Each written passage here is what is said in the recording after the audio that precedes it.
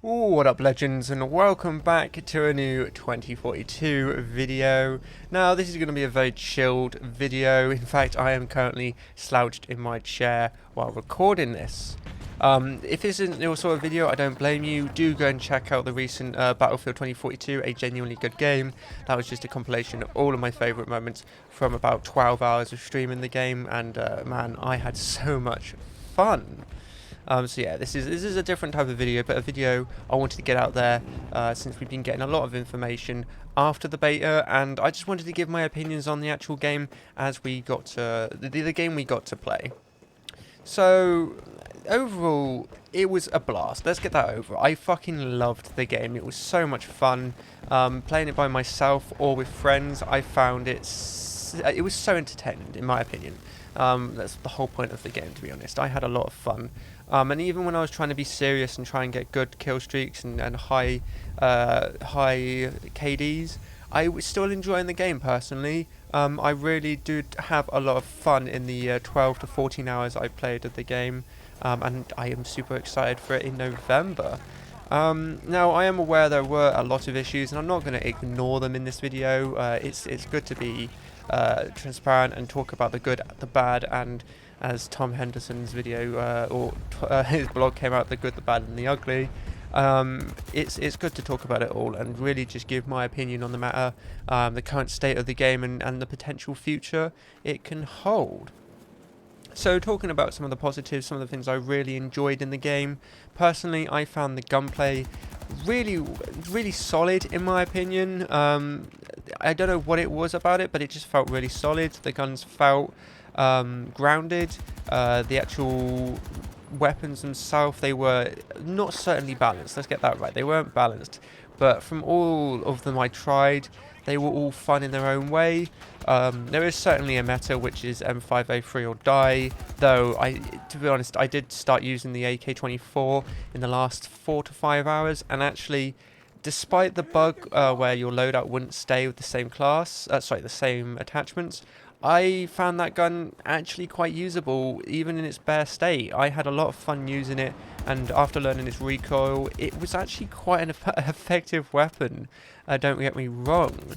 Now, we do have the revolver, which is silly overpowered, but I think that just makes it more fun. It has an extremely slow fire rate, but when you do hit those shots and connect the headshots especially, it's such a satisfying feeling.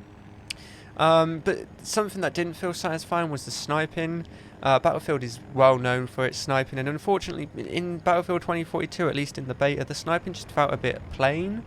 For those who have seen my recent short, I got 3 headshots in a row, and there wasn't really much connection when it comes to hitting those shots. I didn't shoot the guy and feel like I actually hit my target, if that makes sense. It's hard to explain, but when you're playing the game, you really do get that sense of understanding how your gun is working and where your shots are going. And in Battlefield 2042, especially with the sniping, there was a slight disconnection, which it was really unfortunate, because the rest of the guns, they felt solid, hitting your targets. The hit markers, they've done a great job with the hit markers. Going back to Battlefield 5, the hit markers in 2042 are an absolute step up, and I'm super excited to try and explore and use some of the more of the weapons.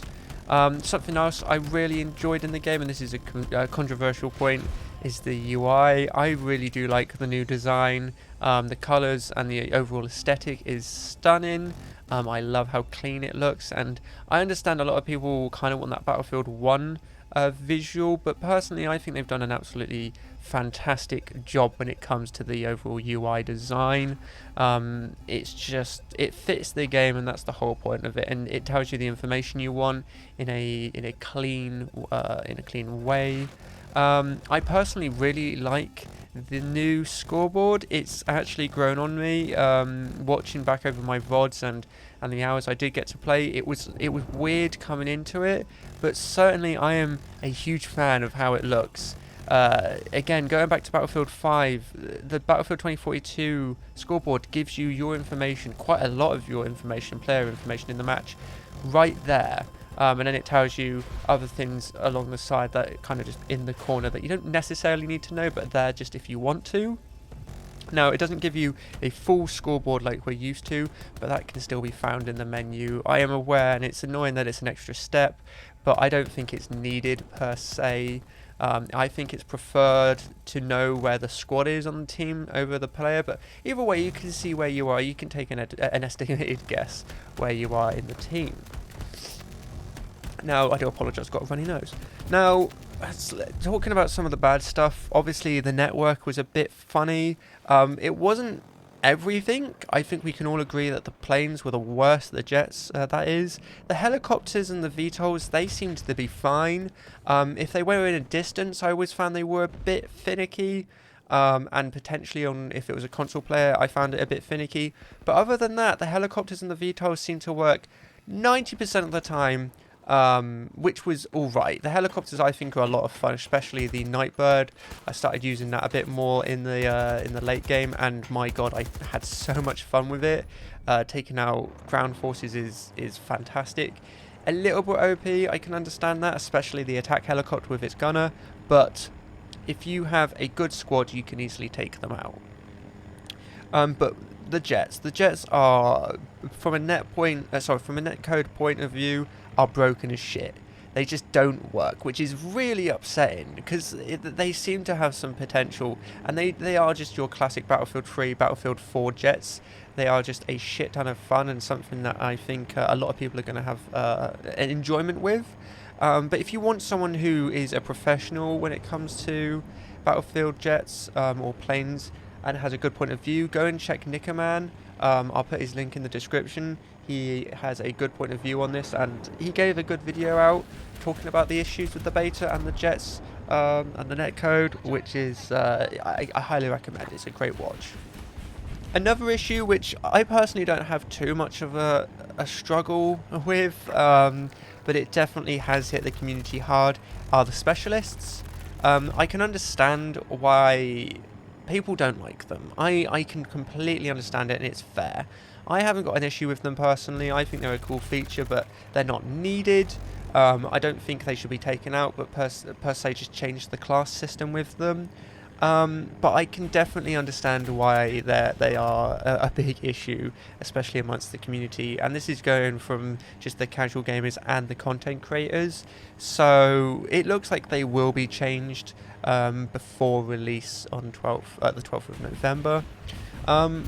I like it. It was a cool feature. It's definitely taken inspiration from Call of Duty, especially with their specialists, and adding them in with the seasons. Though it is upsetting to see that it's going to be a little bit unfortunate that they're going.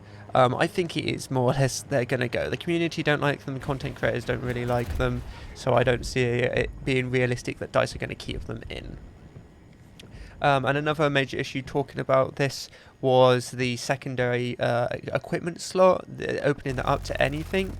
I think the best thing I saw about this, and this is on Reddit, is the fact that you couldn't have, as an engineer, a rocket launcher and a repair kit, which just seems mental.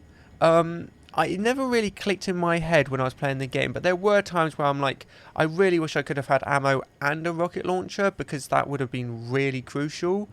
I can understand why they haven't done that, because, you know, balancing that can be really painful, especially from a developer's side, but there was times where I was just like, I really want to take a C4 out, but I also really need the ammo because there just isn't enough in the guns to start with. So yeah, it would be interesting to see what they do. They may go back to a classic class system.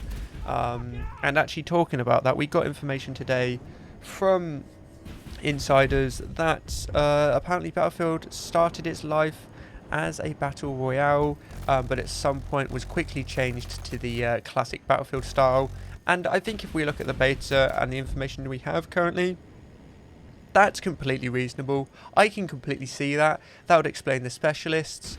It would explain why they were doing the free game modes. Maybe they were trying to get Battlefield All Out Warfare. That was going to be a battle royale, Portal would be the classic Battlefield experience of all the games in one, and then you would have Hazard Zone, which is something different. So, you know, they would have the classic Battlefield 2042 would be its Warzone competitor, and Hazard Zone would be something different. Again, that's completely unconfirmed. It could have been completely random. Who bloody knows? But yeah, no, personally, it's interesting to see that and see what they had to say. But yeah, no, there's not really much else to talk about. Personally, I'm a huge fan of the game. I had a lot of fun as mentioned in the beta. I'm super looking forward to the game in November.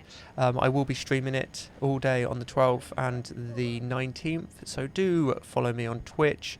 Links are in the description, or click the card in the top right. And yeah, I hope you all have a wonderful day. As always, have a good evening, good day, good night, or good morning, and we'll see you in the next one. Ta-ra.